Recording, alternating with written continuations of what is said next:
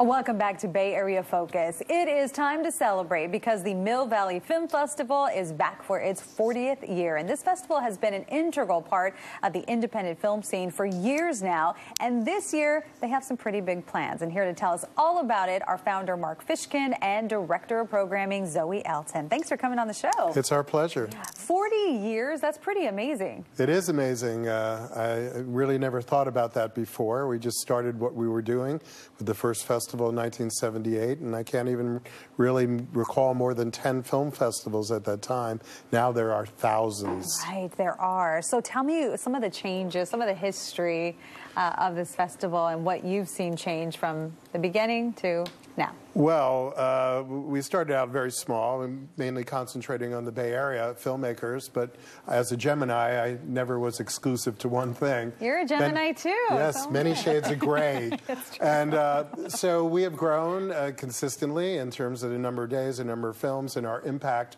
on the independent film landscape.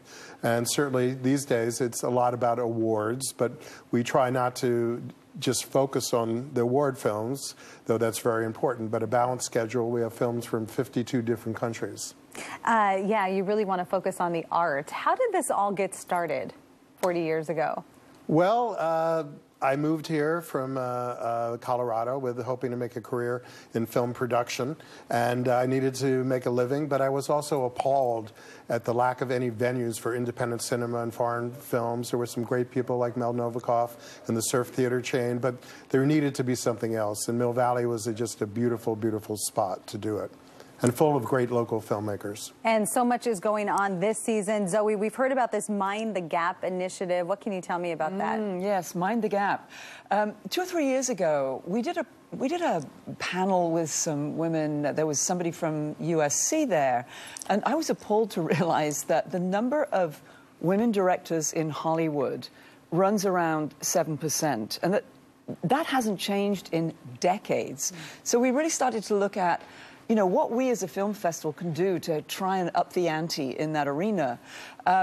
What we've been doing the last couple of years as well has been looking at women, film and tech, because the gender parity issues are pretty much the same in the tech industry as they are in the film industry. What we've done for our 40th, we decided to have the goal of getting to 40% women directors in the film festival. And we're doing that across the board. I mean, as Mark was saying, we're an international film festival, so we show features from around the world, we show US indies, documentaries, short films. So across the board, we actually exceeded our goal, and we got to 44% women directors. So we figure if we can do it, other people can too, as well. Yeah, that is wonderful. Are there any other initiatives that we can expect this season? Yeah, absolutely. We have a great initiative called Active Cinema, which we started 10 years ago, actually. That really looks at films that have got an activist bent. Often, a lot of them documentaries. Like many documentaries, we have a very vibrant documentary community in the Bay Area, so expect quite a few Bay Area filmmakers. And then we also have an initiative called Viva El Cine, again, because we have an incredible Latino and Spanish language community in the Bay Area. We celebrate that. And it's not just documentaries with Active Cinema. We have a film called Breathe, and we're going to be honoring Andrew Garfield. Great, Spider-Man. Yes, and this is a film about he gets polio when he was young. It's set many years ago before World War II, and it's a beautiful love story, but it's a true story of Robin Cavernesh, who became one of the greatest advocates for the disabled. This festival is really important to the independent film industry, right? Absolutely. Expand on that a bit, because I briefly mentioned it earlier, but... Well, there are films, independent and others that may be part of the award season that are a little bigger, but the independent films are always looking for distribution, and they're always looking for publicity, and the festivals are a venue for that. And they're also a venue for films before they're released in terms of letting people know what's going on. And these happen to be films that tell stories, great stories, and they're character-driven. So like Darkest Hour, which is our opening night film with Gary Oldman, and Kristen Scott Thomas will be here, and we'll be honoring her the next day. So that's fantastic. Or Dee Reese with Mudbound, which is an amazing film dealing with a black family and a white family in between World War I and World War II.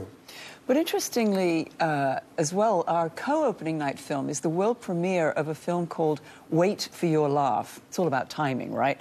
And it's about Rose Marie, who was the amazing entertainer, singer, actress, vaudevillian, who was, you know, really came to fame in the Dick Van Dyke Show in the early 60s. She's still with us. We're world premiering this film. So for a film like that, you know, this will be the first look at the film. You know, it doesn't have distribution yet. It's an incredible story. It connects with Mind the Gap because Rose Marie was such a role model without ever realizing that she was. Sure. Yeah. It just seems like there's something for everyone at this festival. So thank you so much for coming on the show and telling me all about it. And to get your tickets to the Mill Valley Film Festival, just log on to mvff.com. And stay tuned because after the break, we are sticking with film festivals. You don't want to miss it.